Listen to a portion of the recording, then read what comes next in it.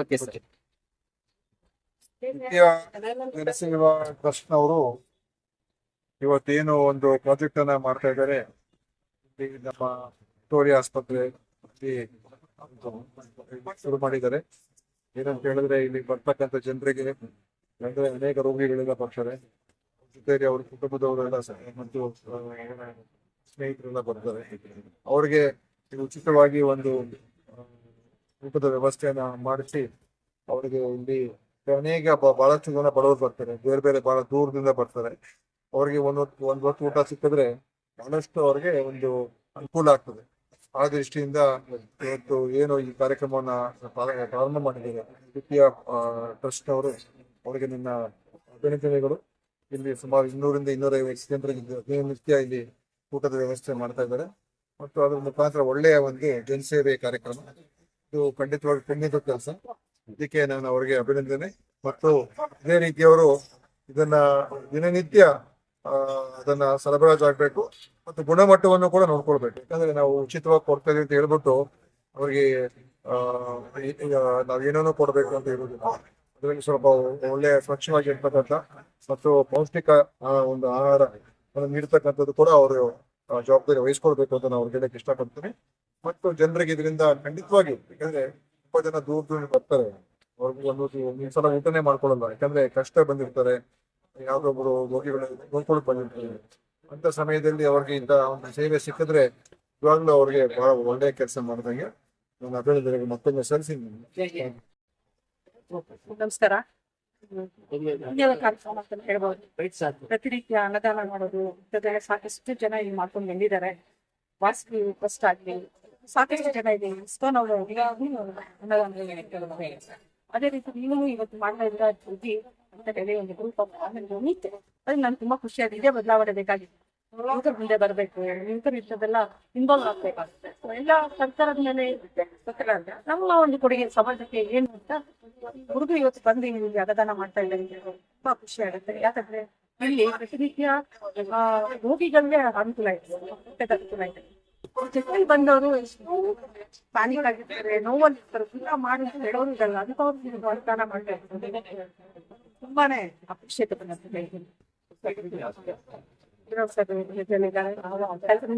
ಸಾಕಷ್ಟು ಹಾಸ್ಪಿಟಲ್ಗೆ ಅವ್ರದ್ದೇ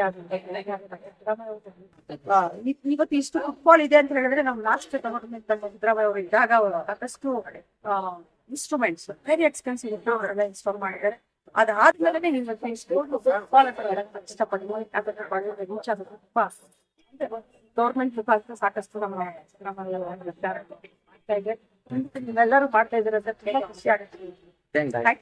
ಅನ್ನದಾನ ನಡೀತಾ ಇದೆ. ಖಂಡಿತವಾಗ್ಲೂ ನಾವು ಏನ್ ಇವತ್ತು ಒಂದು ಹಸಿದವರ ಹೊಟ್ಟೆಯನ್ನ ತುಂಬಿಸೋ ಅಂತ ಒಂದು ಕೆಲಸ ಮಹಾದಾನ ಅಂತ ಹೇಳ್ಬೇಕು. ದಾನಕ್ಕಿಂತ ಮಹಾದಾನ. ಯಾವ್ದನ್ನು ನಾವು ಸಾಕು ಅಂತ ಹೇಳಕ್ಕಾಗಲ್ಲ. ಒಂದು ಹೊಟ್ಟೆ ತುಂಬಿದಾಗ ಮಾತ್ರ ಸಾಕು ಅಂತ ಹೇಳೋದು ಒಂದು ಊಟ. ಅಂತ ಒಂದು ವ್ಯವಸ್ಥೆಯನ್ನ ನಮ್ಮ ರಕ್ಷಿತ್ ಸರ್ ಅವರ ಒಂದು ನೇತೃತ್ವದಲ್ಲಿ ತುಂಬಾ ಹತ್ತೂರಿಯಲ್ಲಿ ಮಾಡ್ತಾ ಇದ್ದಾರೆ. ಆಮೇಲೆ ಇಲ್ಲಿ ಸಾಕಷ್ಟು ಪೇಷಂಟ್ಗಳಿಗೆ ಊಟ ಸಿಗುತ್ತೆ. ಬಟ್ ಪೇಷಂಟ್ ಜೊತೆಯಲ್ಲಿ ಬಂದಂತ ಪೇರೆಂಟ್ಸ್ಗೆ ಊಟ ಸಿಗಲ್ಲ. ಅವರು ಒಂದು ತುತ್ತು ಊಟಕ್ಕೋಸ್ಕರ ತುಂಬಾ ಕಷ್ಟ ಬೀಳ್ತಾ ಇರ್ತಾರೆ. ಒಂದು ತುತ್ತು ಊಟ ಸಿಕ್ಕಾಗ ಅವ್ರಿಗಿಲ್ಲಿ ಒಂದು ತೃಪ್ತಿ ಸಿಕ್ಕ ಅಂತ ಒಂದು ವ್ಯವಸ್ಥೆ ಆಗುತ್ತೆ. ನಾವು ದುಡ್ಡು ಕೊಡಕ್ಕಾಗಲ್ಲ, ಹಣ ಕೊಡಕ್ಕಾಗಲ್ಲ, ಆಸ್ತಿ ಕೊಡಕ್ಕಾಗಲ್ಲ. ಊಟ ಅನ್ನೋದು ಒಂದು ಅಪ್ಪ ಸಾಕಪ್ಪ ಅನ್ನೋದೊಂದು ತೃಪ್ತಿ ಪ್ರೋತ್ಸಾಹ ಅಂತ ಒಂದು ಕೆಲಸವನ್ನ ಮಾಡ್ತಾ ಇದ್ದಾರೆ. ನಿಜವಾಗ್ಲೂ ಅವ್ರಿಗೆ ದೇವರು ಆಯಸ್ಸ ಆರೋಗ್ಯ ಯಶಸ್ಸನ್ನು ಕೊಡ್ಲಿ. ಯಾವಾಗ್ಲೂ ನಿಮ್ ಜೊತೆಯಲ್ಲಿ ನಾವು ನಿಮ್ಮ ಸಹಕಾರಕ್ಕೆ ನಿಂತಿರ್ತೀವಿ. ಯಾಕೆಂದ್ರೆ ನಾನು ಕೋವಿಡ್ ಟೈಮ್ ನಲ್ಲಿ ದಿನನಿತ್ಯ 2,000 ಜನಕ್ಕೆ ಅನ್ನದಾನವನ್ನ ಮಾಡ್ತಾ ಇದ್ದೆ. 8 ತಿಂಗಳ ಕಾಲ ಅನ್ನದಾನವನ್ನ ಮಾಡಿದೆ. ಹಾಗಾಗಿ ಅದರಿಂದ ಒಂದು ಅನುಭವ ಏನು ಅಂತ ನನಗೆ ಗೊತ್ತು. ನಿಮ್ಮ ಸಹಕಾರಕ್ಕೆ ನಾನು ನಿಂತ್ಕೊಡ್ತೀನಿ. ನಾನು ನನಗೆ ಟೈಮ್ ಆದಾಗ ಬಿಡುವಾದಾಗ ನಾನು ಬಂದಿದ್ದು ನಿಂತ್ಕೊಳ್ತೀನಿ. ನಿಮ್ಮ ಟೈಮಿಂಗ್ಸ್ ಹೇಳಿದಾಗ ನಾನು ಕೂಡ ಅನ್ನದಾನಕ್ಕೆ ನನ್ನ ಕೈ ಜೋಡಿಸ್ತೀನಿ. ಎಲ್ರಿಗೂ ನಮಸ್ಕಾರ. ಇವತ್ತೇನು ವಿಕ್ಟೋರಿಯಾ ಹಾಸ್ಪಿಟಲ್ ನಲ್ಲಿ ನಿತ್ಯ ಸಂಸ್ಥೆ ವತಿಯಿಂದ ಒಂದು ಅನ್ನದಾಸೋಹ ಮತ್ತೆ ಹಣ್ಣು ಹಂಪಲುಗಳ ಹಂಚುವ ಕಾರ್ಯಕ್ರಮ ಬಡ ರೋಗಿಗಳಿಗೆ ಒಂದು ಒಳ್ಳೆ ಕೆಲಸ ಮಾಡ್ತಾ ಇದ್ದಾರೆ. ಅವ್ರಿಗೆ ನಾನು ಅಭಿನಂದನೆ ತಿಳಿಸ್ತೀನಿ. ಮತ್ತೆ ರಕ್ಷಿತ್ ಮತ್ತು ಏನು ನಮ್ಮ ಚಂದ್ರ ಅವರು ಇದ್ದಾರೆ, ಇವರು ನಿರಂತರವಾಗಿ ಇವತ್ತು ಒಂದಿನಕ್ಕೆ ಮಾಡುವಂತ ಕೆಲಸ ಅಲ್ಲ. ಇದನ್ನ ನಮ್ಮ ದಿನೇಶ್ ಗುಂಡೂರಾವ್ ಮತ್ತೆ ನಮ್ಮ ಮಮತಾ ಮೇಡಮ್ ಅವರು ಅಧಿಕೃತವಾಗಿ ಚಾಲನೆ ನೀಡಿದ್ದಾರೆ. ಮಾರ್ಕೆಟ್ ನಲ್ಲಿ ಈ ರೋಗಿಗಳಿಗೆ ಮತ್ತೆ ಯಾರ ರೋಗಿಗಳು ಕುಟುಂಬದವರಿಗೆ ಹಾಸ್ಪಿಟಲ್ ಪೇಷಂಟ್ ನೋಡಕ್ ಬರ್ತಾರೆ, ಅವ್ರಿಗೆ ಊಟ ಕೊಡ್ತಿರೋದು ನಿಜವಾದ ಸಂತೋಷವಾಗಿ ಇಂಥ ಒಳ್ಳೆ ಕೆಲಸ ಮಾಡಲಿ ಅಂತ ಈ ಸಂದರ್ಭದಲ್ಲಿ ವೈಯಕ್ತಿಕ ಬೇಕು. ನಮಸ್ಕಾರ ನ್ಯೂಸ್ 15 ಎಲ್ಲ ಮಾಧ್ಯಮದವರೆಗೂ. ಮೊದಲನೇದಾಗಿ ಈ ದಿನ ವಿಶೇಷವಾದ ಒಲಂಪಸ್ ಗ್ರೂಪ್ ಹಾಸ್ಪಿಟಲ್ ನಮ್ಮ ಚಾನೆಲ್ ಕಡೆಯಿಂದ ಎಲ್ಲರಿಗೂ ಒಂದು ಅನ್ನದಾಸೋಹ. ಯಾಕಂದ್ರೆ ನಾವು ಹಸಿವಿನಿಂದ ಬಡತನದಿಂದ ಬಂದಿರೋರು, ನಾವು ಯಾವ್ದೇ ಶ್ರೀಮಂತ ಚಿನ್ನದ ಸ್ಕೂಲ್ ಇಟ್ಕೊಂಡು ಬಂದಿಲ್ಲ. ಹಸಿವು ನಮಗೆ ಗೊತ್ತು, ಕಷ್ಟ ನಮಗೆ ಗೊತ್ತು.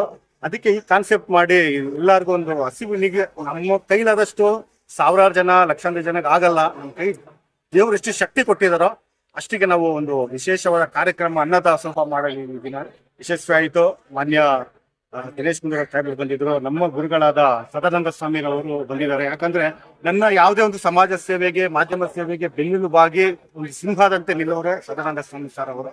ಯಾಕಂದ್ರೆ ಇದು ನೇರವಾಗಿ ಮುಖಸ್ತುತಿ ಅಲ್ಲ, ಮಾಧ್ಯಮದ ಮುಖಾಂತರ ಹೇಳ್ತಾ ಇದ್ದೀನಿ. ಇಂಥ ಒಂದು ಸಮಾಜ ಸೇವೆಗೆ ಬೆನ್ ತಟ್ಟಬೇಕು, ಯುವಕರಿಗೆ ಪ್ರೋತ್ಸಾಹ ಮಾಡಬೇಕು. ಇದನ್ನ ನಮ್ಮ ಸೈಯದ್ ಸಾರು, ವಿಷ್ಣು ಮೇಡಮ್ ಒಂದೇ ಮಾತು ಹೇಳ್ದೆ ನನ್ನ ಮೀಡಿಯಾದವರಿಗೆ, ಸರ್ ನನ್ ದುಡ್ಡು ಮುಖ್ಯ ಅಲ್ಲ ಸರ್, ನಾನು ಬಂದ್ ಮಾಡ್ಕೊಡ್ತೀನಿ ಸಮಾಜ ಸೇವೆ. ಇಂಥ ಮಾಧ್ಯಮದವ್ರು ಬೇಕು, ಇಂಥ ಸಹಕಾರ ಮಾಡುವಂತ ಬೆನ್ನೆಲುಬುಗಳು ನನಗೆ ಬೇಕು. ನಿಜವಾಗ್ಲೂ ಮತ್ತೊಮ್ಮೆ ಎಲ್ಲರಿಗೂ ನಾನು ಧನ್ಯವಾದ ಥ್ಯಾಂಕ್ ಯು. ಎಲ್ಲರಿಗೂ ನಮಸ್ಕಾರ. ಜೈ ಕರ್ನಾಟಕ ಮಾತೆ. ನನ್ನ ಹೆಸರು ಲೋಗುರಿ ಸುಮಂತ್ ಅಂತ. ಇವತ್ತು ಏನು ನಮ್ಮ ಒಲಂಪಸ್ ಗ್ರೂಪ್ ಆಫ್ ಹಾಸ್ಪಿಟಾಲಿಟಿ ನಿತ್ಯ ಜನಸೇವಾ ಟ್ರಸ್ಟ್ ವತಿಯಿಂದ ಇಲ್ಲಿ ನಮ್ಮ ವಿಕ್ಟೋರಿಯಾ ಆಸ್ಪತ್ರೆಯಲ್ಲಿ ನಿತ್ಯ ಅನ್ನದಾನ ಸೇವೆ ಮಾಡಲಿಕ್ಕೆ ಅಂತ ಹೇಳ್ಬಿಟ್ಟು ಒಂದು ಯೋಜನೆ ಪ್ರಾರಂಭಿಸ್ತಾ ಇದ್ದಾರೆ. ಅದಕ್ಕೆ ನಮ್ಮ ಸಾಹೇಬ್ರು ದಿನೇಶ್ ಗುಂಡೂರಾವ್ ಸಾಹೇಬ್ರು ಬಂದು ಚಾಲನೆ ನೀಡಿದ್ದಾರೆ. ಅನ್ನದಾನ ಮಹಾದಾನ ಅಂತ ಹೇಳ್ತಾರೆ. ಇಲ್ಲಿ ಸುಮಾರು ಇಲ್ಲಿ ವಿಕ್ಟೋರಿಯಾ ಹಾಸ್ಪಿಟ್ಲು ತುಂಬಾ ಒಂದು ದೊಡ್ಡ ಹಾಸ್ಪಿಟಲ್ ಬೆಂಗಳೂರಲ್ಲಿ. ಹಳೆ ಹಾಸ್ಪಿಟ್ಲ್ ಎಲ್ಲರಿಗೂ ಗೊತ್ತಾಗಿದೆ. ಇಡೀ ಕರ್ನಾಟಕದಿಂದ, ಆಂಧ್ರದಿಂದ, ಎಲ್ಲೆಲ್ಲಿಂದನೂ ಬಂದು ಇಲ್ಲಿ ಟ್ರೀಟ್ಮೆಂಟ್ ಪಡ್ಕೊಂತ ಇರ್ತೀವಿ. ಇಲ್ಲಿ ಎಲ್ಲಾ ವ್ಯವಸ್ಥೆಗಳು ಇದೆ. ಸರ್ಕಾರನೇ ಎಲ್ಲಾ ವ್ಯವಸ್ಥೆಗಳು ಮಾಡ್ಲಿಕ್ಕೆ ಎಲ್ಲ ಅದೆಷ್ಟು ಮಾಡಿದ್ದಾರೆ. ಬಟ್ ಆದ್ರೂ ಇಲ್ಲಿ ಜನ ಬರೋರ್ಗೆ ತಿನ್ನೋದಕ್ಕಾಗ್ಲಿ, ತಿಳ್ಕೊಳ್ಳೋದಕ್ಕಾಗ್ಲಿ ಏನೋ ಒಂದು ನಮ್ಮ ಒಲಂಪಸ್ ಟ್ರಸ್ಟ್ ಕಡೆಯಿಂದ ಅವರು ಏನೋ ಒಂದು ಚಾಲನೆ ಮಾಡ್ಬೇಕು, ಜನಸೇವೆ ಮಾಡ್ಬೇಕು ಅಂತ ಮುಂದೆ ಒಂದು ಹೆಜ್ಜೆ ಹಾಕಿದ್ದಾರೆ. ಅವ್ರಿಗೆ ಯಶಸ್ಸು ಆಗ್ಲಿ, ಅವ್ರಿಗೊಂದು ಎಲ್ಲರ ಆಶೀರ್ವಾದ, ಕನ್ನಡ ಜನತೆಯ ಆಶೆಗಳದ ಎಲ್ಲ ಅವ್ರ ಮೇಲೆ ಇರಲಿ, ಎಲ್ಲ ಒಳ್ಳೇದಾಗ್ಲಿ. ಯಾಕೆಂದ್ರೆ ಅನ್ನದಾನ ಮಾಡೋದಾದ್ರೆ ಎಲ್ಲರಿಗೂ ಇರ್ಬೋದು, ಬಟ್ ದಾನ ಮಾಡೋದಿದೆಯಲ್ಲ, ಅನ್ನದಾನ ಅನ್ನೋದು ತುಂಬಾ ಶ್ರೇಷ್ಠವಾದದ್ದು. ಹಾಗಾಗಿ ಸುಮಾರು ಜನಕ್ಕೆ ಡೈಲಿ ಅವರು ಅನ್ನದಾನ ಮಾಡ್ಬೇಕು ಅಂತ ಒಂದು ಒಳ್ಳೆ ಉದ್ದೇಶ ಇಟ್ಕೊಂಡು ಬಂದಿದ್ದಾರೆ. ಒಳ್ಳೇದಾಗ್ಲಿ ಅಂತ ಈ ಸಂದರ್ಭದಲ್ಲಿ ಇಷ್ಟಪಡ್ತೀನಿ.